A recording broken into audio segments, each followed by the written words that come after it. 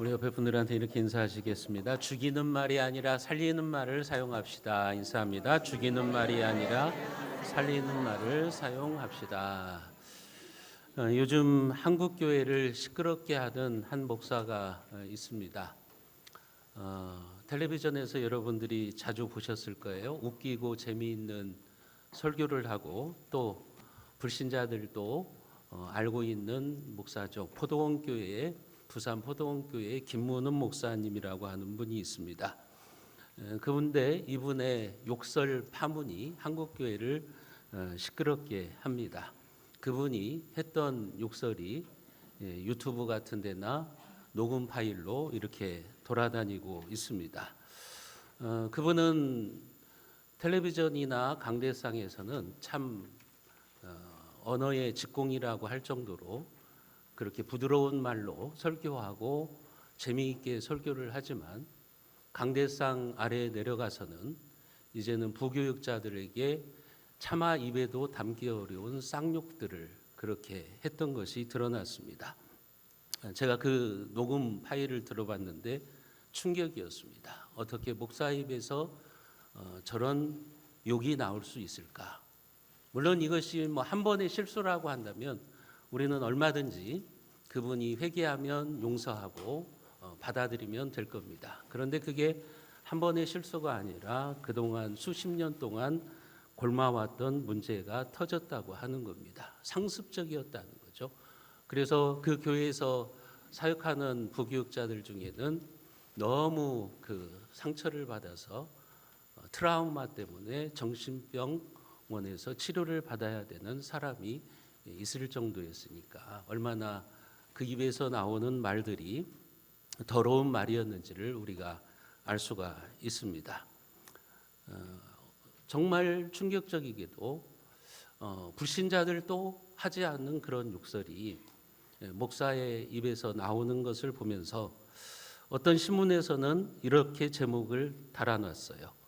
김문은 목사, 한 입으로 두 말하는 목회. 이렇게 타이틀을 잡았어요. 한 입으로 두 말하는 목회라고 하는 거죠. 강대상에서는 가장 은혜로운 설교를 하지만 강단을 내려와서는 가장 더러운 말로 욕을 하는 목사라고 하는 그런 의미일 겁니다. 어떤 교육자는 그렇게 이야기를 합니다. 오전에 목사님이 강대상에서 성도들에게 좋은 말을 하라고 그렇게 아름다운 말을 하라고 설교를 하더랍니다.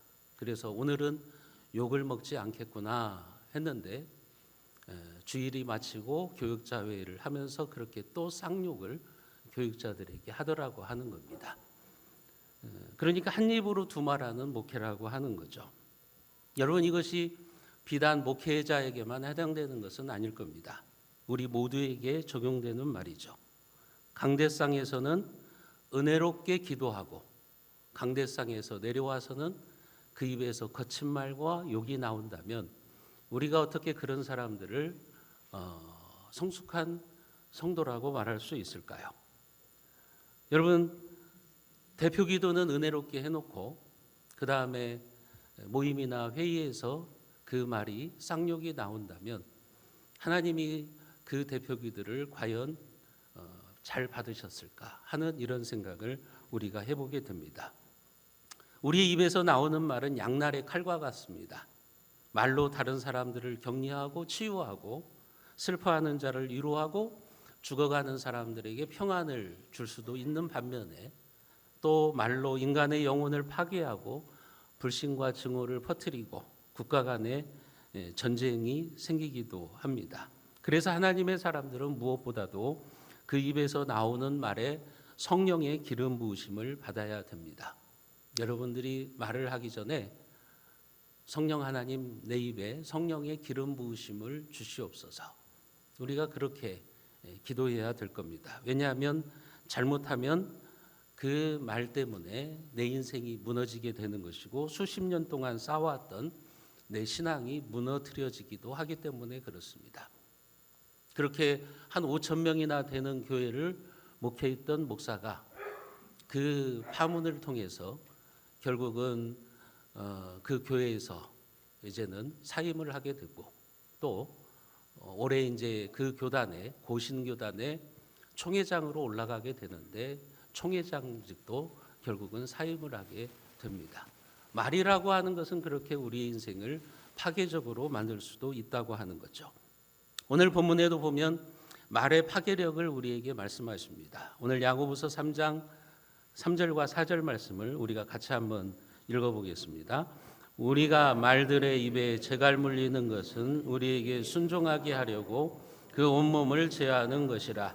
또 배를 보라. 그렇게 크고 광풍에 밀려가는 것들을 지극히 작은 키로서 사공의 뜻대로 운행하나니. 여기에 보면 우리의 입에서 나오는 말의 영향력을 두 가지를 통해서 비유하십니다. 하나는 말들의 입에 재갈 물리는 거. 여기서 말하는 말은 우리 입에서 나오는 말이 아니라 야생동물 말을 말하는 겁니다. 여러분, 말들의 입에 재갈 물리는 것은 우리에게 순종하게 하려고 그 온몸을 제어하는 것이라. 이게 무슨 말이냐면, 여러분, 말은 큰 동물이잖아요. 근데 그 말의 입에 재갈을 물린다고요. 그 재갈이 그 큰 말을 이제 제어하는 겁니다. 재갈은 작은 것이지만 그 큰 동물을 통제할 수 있다고 하는 거예요. 4절에 보면 또 배를 보라 그렇게 말하잖아요. 그렇게 크고 광풍에 밀려가는 것들을 지극히 작은 키로서 사공의 뜻대로 운행하나니. 여러분, 수십 톤, 수백 톤이 되는 배를 움직이는 것은요, 조정실에 있는 그 배의 작은 키입니다. 그 작은 핸들 하나가 그 큰 배를 움직이는 거예요. 지금 성경은 그 얘기를 하고 있는 겁니다. 무엇을 말씀하는 겁니까? 작은 것이 큰 것을 좌우한다고 하는 교훈을 주고 있는 겁니다. 배의 작은 키가 그 큰 배를 움직이는 것처럼, 말의 입에 물려 있는 작은 재갈이 그 큰 말을 제어하는 것처럼 우리의 입술에 있는 작은 혀가 인간의 몸에서는 작은 거지만 그 혀가 인간의 삶을 좌우한다. 지금 그것을 성경이 교훈해 주시고 있는 거죠. 우리의 인생의 항로도 혀를 어떻게 조정하느냐에 따라서 달라질 수 있다는 지금 이야기를 하고 있는 겁니다. 말의 영향력을 절대 과소평가할 수는 없다고 하는 것이겠죠. 5절에도 보시면 이와 같이 혀도 작은 지체로 돼 큰 것을 자랑하도다. 보라 얼마나 작은 불이 얼마나 많은 나무를 태우는가. 여러분, 산불을 생각해 보십시오. 작은 불 하나가 온 산을 태워버리고 마는 겁니다. 우리가 종종 메마른 계절에 그런 것을 보잖아요. 무심코 던진 담배불씨 하나가, 그 작은 불씨 하나가 얼마나 많은 국토를 불태웁니까? 그게 바로 이 말의 파괴력이라고 하는 겁니다. 여러분, 혀를 불이라고 지금 표현한 것은 우리의 입에서 나오는 말이 불과 같은 파괴력을 가지고 있다.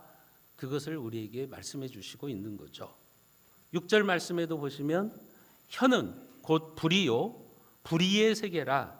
혀는 우리 지체 중에서 온몸을 더럽히고 삶의 수레를 불사르나니 그 사르는 것이 지옥불에서 나느니라. 혀는 불의의 세계라고 말합니다. 불의의 세계. 다시 말하면 세상의 모든 악이 혀에 압축되어 있다고 하는 거예요. 우리의 혀가 불의의 세계를 만들어 버린다고 하는 거예요. 혀는 우리 지체 중에서 온몸을 더럽히는 그런 악의 도구가 될 수 있다고 하는 것을 이렇게 표현을 하고 있는 겁니다. 그래서 그 혀는 삶의 수레바퀴를 불사르는 파괴력을 가지고 있는데 그것이 지옥불이다. 그 사르는 것이 지옥불에서 나느니라. 야고보 사도는 지금 그렇게 말씀하고 있습니다. 이런 사실들을 통해서 여러분들이 기억해야 되는 매우 중요한 영적인 사실이 한 가지 있습니다. 그것은 여러분들의 입에서 나오는 말 뒤에 암약하고 있는 어둠의 권세가 있다는 거예요.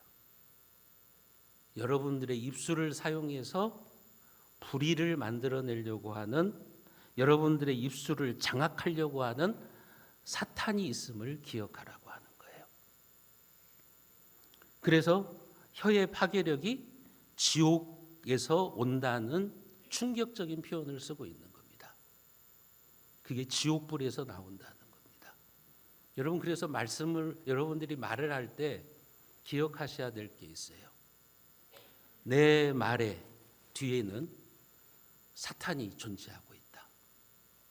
어둠의 세력이 내 입을 통해서 오늘 또 누군가를 파괴하고 누군가를 상처 주고 무너뜨리고 결국은 내 삶의 수레바퀴를 불살르려고 하고 있다는 사실을 여러분들은 기억하고 계셔야 되는 겁니다.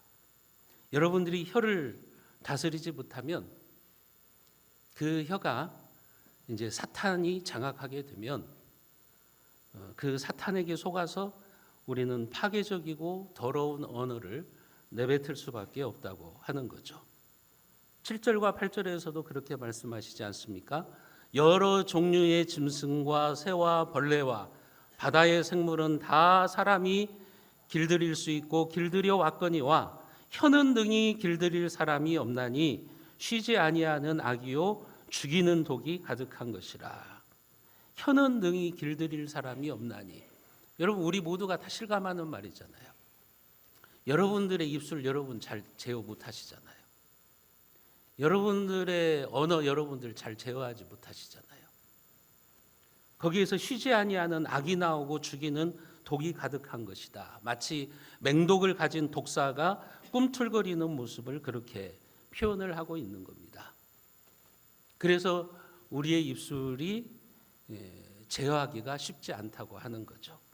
여러분, 무엇을 알 수 있는 겁니까? 도저히 나 자신의 힘으로는 혀를 통제하기가 어렵다는 말이죠. 그렇다면 절망입니까? 포기해야 됩니까? 안 돼. 나는 내 입술을 통제할 수 없어. 그냥 이렇게 살아야지. 절망입니까? 그렇지 않죠. 사람의 힘으로는 할 수 없지만 하나님은 하실 수 있는 겁니다. 여기에 우리의 소망이 있는 거예요. 지옥불에서 온 혀의 파괴력은 오직 하늘에서 오신 예수 그리스도의 보혈과 십자가의 능력으로 정화될 수 있다는 것을 우리는 믿어야 되는 것입니다.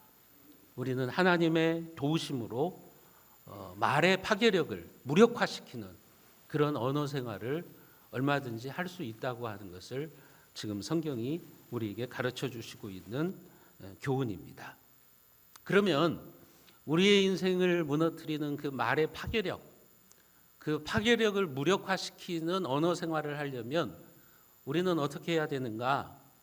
오늘 본문을 통해서, 성경을 통해서 우리가 몇 가지만 살펴봅니다. 첫째는 여러분의 입에서 비판을 그치셔야 돼요. 로마서 14장 10절 말씀에 보면 바울은 그렇게 말합니다. 우리가 같이 한번 읽어보겠습니다. 내가 어찌하여 내 형제를 비판하느냐? 어찌하여 내 형제를 업신여기느냐?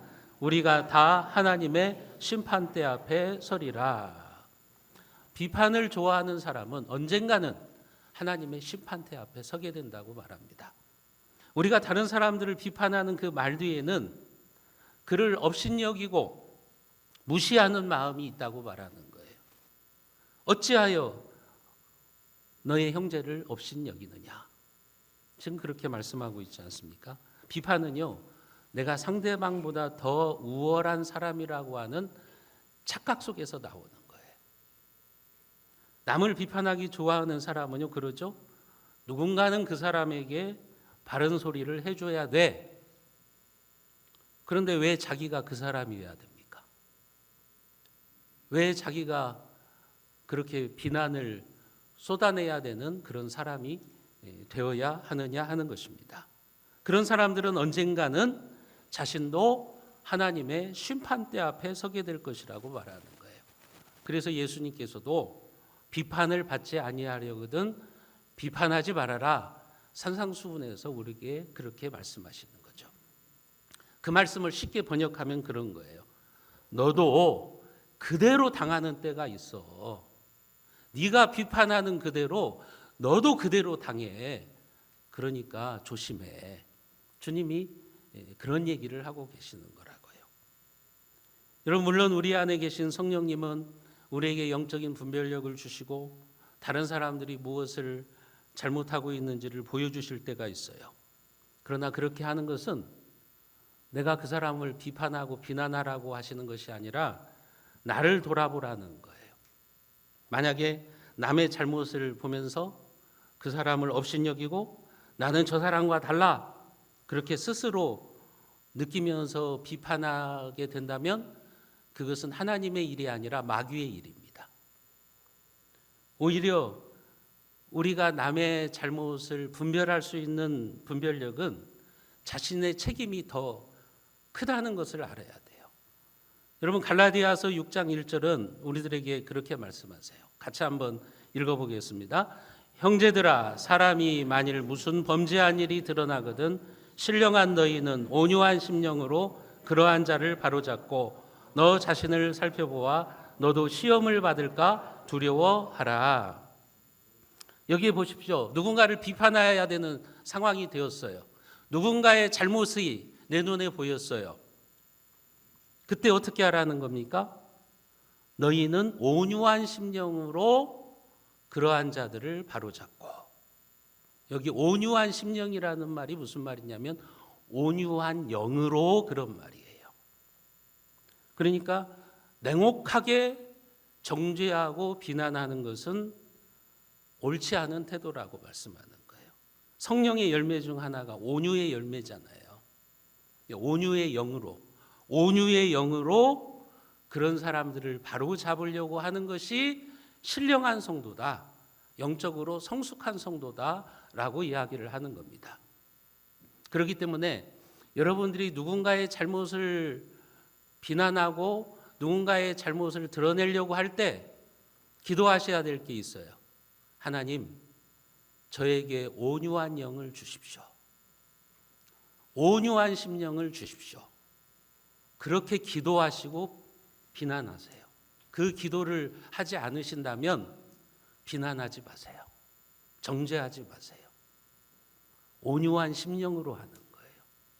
여러분, 누군가의 잘못을 바로잡는 것은 내 감정대로 하는 것이 아니라 온유한 심령으로 하는 거예요. 그리고 뭐라고 말합니까? 너 자신을 살펴봐라. 성경이 지금 그렇게 말씀하고 있지 않습니까?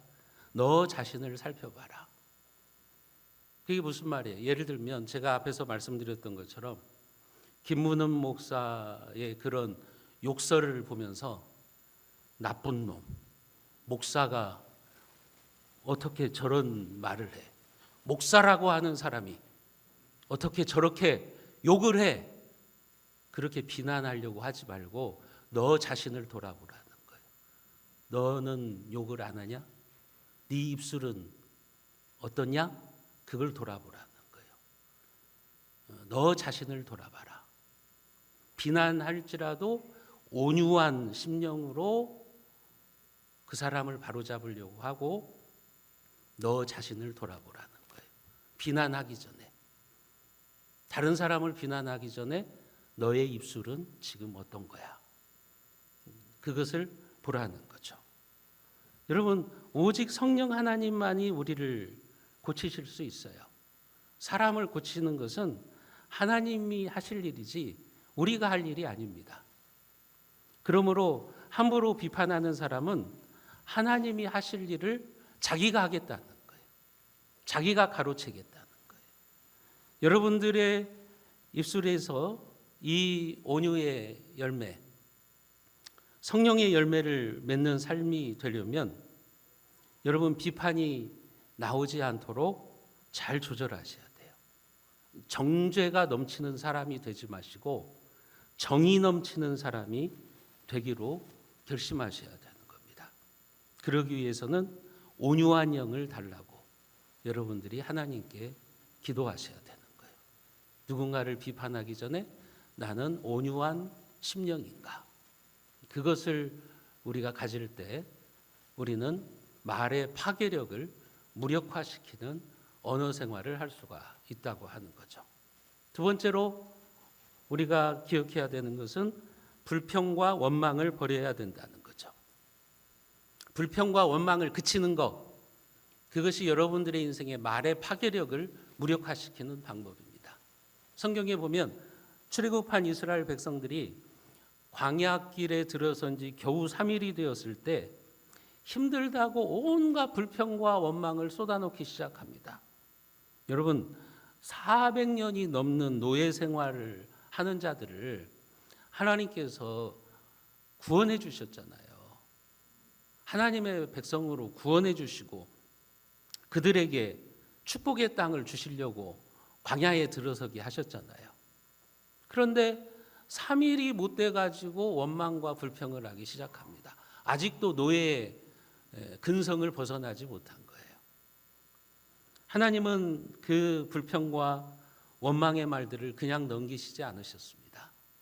민수기 11장 1절에 보면 여호와께서 들으시기에 백성이 악한 말로 원망하며 여호와께서 들으시고 진노하사 여호와의 불을 그들 중에 붙여서 진영 끝을 사르게 하시며, 하나님이 그들의 악한 말로 원망함을 들으셨다고 말합니다.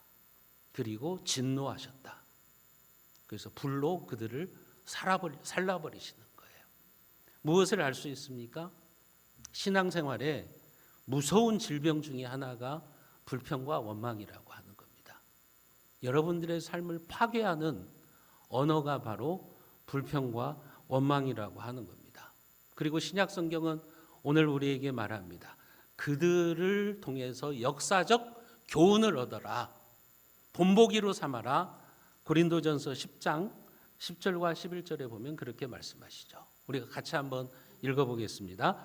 그들 가운데 어떤 사람들이 원망하다가 멸망시키는 자에게 멸망하였나니 너희는 그들과 같이 원망하지 말라. 그들에게 일어난 이런 일은 본보기가 되고 또한 말세를 만난 우리를 깨우치기 위하여 기록되었느니라. 하나님이 왜 그들의 이야기를 성경 속에 써놓았느냐? 그렇게 원망하다가 망한 자들을 보면서 말세를 살아가는 우리가 본보기로 삼으라는 거예요. 그들처럼 따라가지 말라는 거예요. 역사적 교훈을 주시는 거죠. 그렇게 교훈까지도 주셨는데 우리가 원망하고 불평한다면 우리는 얼마나 어리석은 사람이냐고 하는 겁니다. 정말 어리석은 자죠. 하나님이 그렇게 역사적 교훈까지 주시면서 그렇게 하지 마. 그런 삶을 살면 망한다. 하나님의 축복을 못 받는다. 너희들 절대로 축복의 땅에 못 들어가. 그렇게 교훈을 주셨는데도 여러분, 우리가 원망과 불평의 삶을 산다면 그게 하나님의 책임은 아니잖아요. 하나님의 축복을 누리지 못한다면 그게 하나님의 잘못은 아니잖아요.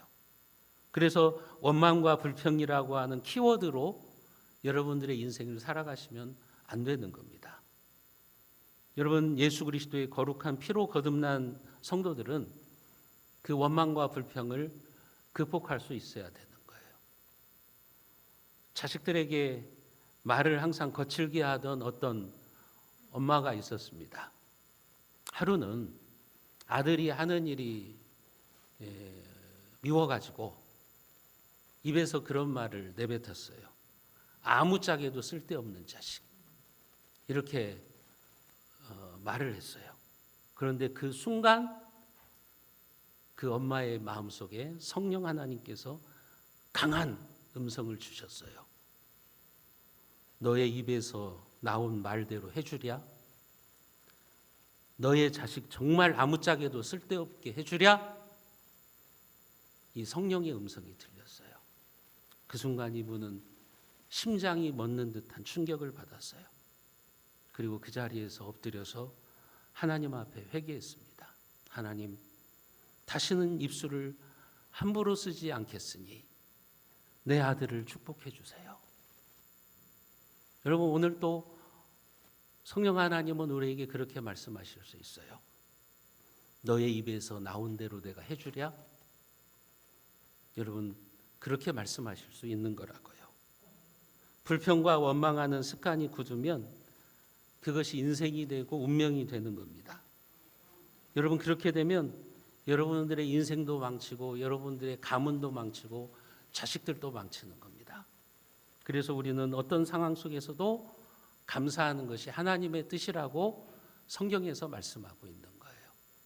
감사는 하나님의 뜻이다. 그렇게 감사하는 자들에게 하나님은 들어가도 복을 주시고 나가도 복을 주시는 그런 은혜를 주실 줄로 믿으시기를 바랍니다. 마지막으로 우리가 언어의 파괴력, 말의 파괴력을 무너뜨리려면 거짓과 분노의 말을 피해야 되는 겁니다. 에베소서 4장 25절부터 27절까지 말씀을 우리가 같이 한번 읽어보겠습니다. 그런즉 거짓을 버리고 각각 그 이웃과 더불어 참된 것을 말하라. 이는 우리가 서로 지체가 됨이라. 분을 내어도 죄를 짓지 말며 해가 지도록 분을 품지 말고 마귀에게 틈을 주지 말아라. 두 가지를 말씀하시죠. 하나는 거짓, 그리고 분노를 표출하지 말아라. 거짓을 버리라고 그랬는데 잠언 6장 말씀에 보면 그런 말씀이 있어요. 하나님이 미워하시는 6, 7가지가 있다고 하는데 그 중에 하나가 거짓된 혀입니다. 하나님이 미워하시는 거예요. 잠언 12장에도 보면 거짓 입술은 여호와께 미움을 받아도 진실을 행하는 자는 그의 기뻐하심을 받느니라. 여러분, 하나님이 미워하시는 사람이 있다는 거예요. 그게 바로 거짓 입술이라고 하는 겁니다. 왜요? 그 거짓 입술은 하나님의 백성들을 불신하게 만들기 때문에, 하나님의 교회의 연합을 깨트리기 때문에, 교회의 하나됨을 무너뜨리는 것이기 때문에 성경이 그렇게 말씀하고 있는 겁니다. 또한 분노를 잘 다스려서 사탄에게 틈을 주지 말라고 하시잖아요. 물론 우리가 사람이기 때문에 살다 보면 화가 나고 분노가 일어날 때가 있죠. 그런데요, 화가 나는 것과 그 화를 밖으로 표출하는 것은 다른 문제입니다. 그것을 우리는 기억해야 됩니다. 분노를 내 입술로 쏟아내는 것은 지금 성경에서 뭐라고 말하냐면 마귀에게 틈을 주는 것이라고 말씀하고 있는 거예요. 쉽게 설명드리자면 우리의 마음을 성으로 비유하자면 평소에는 성문이 굳게 닫혀 있어가지고 안전해요. 그런데 우리가 분노의 말을 내뱉는 순간 그 성문이 쫙 하고 열리는 거예요. 그러면 열린 그곳으로 누가 들어오느냐? 마귀가 들어오는 겁니다. 사탄이 들어오는 겁니다. 그래서 사탄에게 틈을 주지 말라고 지금 이야기를 하고 있는 겁니다. 분노는 마귀의 출입문이라고 하는 말이 있어요. 우리가 분노의 말을 표출할 때 그 틈으로 이제 마귀가 들어와서 내 인생을 파괴시키는 것이고 우리의 신앙생활을 무너뜨리는 경우가 있기 때문에 그런 겁니다.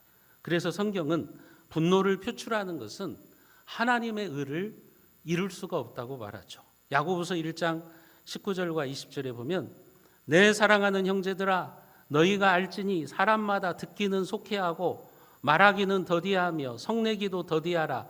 사람이 성내는 것이 하나님의 의를 이루지 못함이라.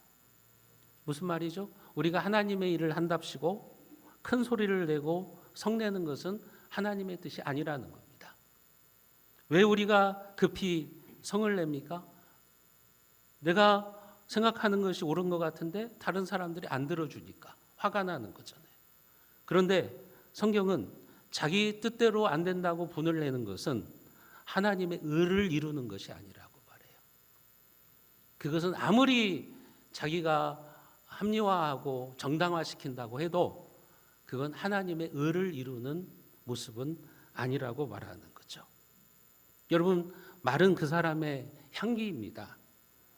아무리 꽃이 예뻐도 눈으로 보기에 아무리 꽃이 예뻐도 냄새가 독하게 나면 그 꽃은 우리 곁에 두지 않아요. 반대로 화려하지 않아도 향기가 나면 그러면 그 꽃을 방 안에 들여놓는 겁니다.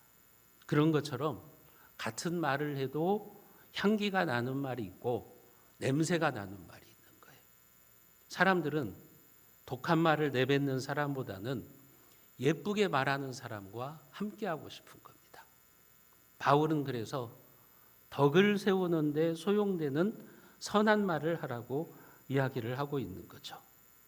여러분, 말의 파괴력을 무력화시키는 방법은 우리 입에서 은혜로운 말, 선한 말을 하는 겁니다. 비난 대신 격려, 험담 대신 축복, 분노 대신 은혜의 말이 공동체를 살리는 겁니다. 여러분, 교회가 무너지는 이유는요, 대개 교리 때문이 아니에요. 말 때문이죠. 시끄러운 교회, 분열하는 교회들 보세요. 그 교회들이 교리 때문에 지금 시끄러운 겁니까? 교리 때문에 그 교회가 지금 분열되는 겁니까? 아니라고요. 말 때문이라고요. 말 때문에 분열되고 시끄러워지고 교회가 갈라지고 싸우고 그러는 거죠. 사랑하는 성도 여러분, 여러분들의 입술을 거룩한 하나님의 말씀으로 변화시키시기를 바랍니다. 온유한 심령을 하나님께 달라고 기도하십시오. 성령으로 변화시키십시오. 그래서 여러분들의 말이 하나님의 생명력 있는 말씀을 전하는 도구로 사용되셔서 여러분들의 인생을 세우고 여러분들의 가정을 살리고 교회를 살리는 삶이 되시기를 주님의 이름으로 축원드립니다.